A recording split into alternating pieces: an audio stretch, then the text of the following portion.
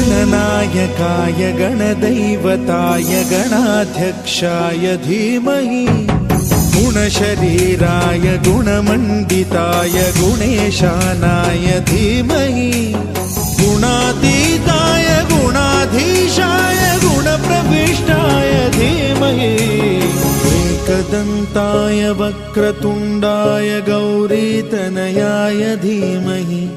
गजेशानाय भालचन्द्राय श्रीगणेशाय धीमहि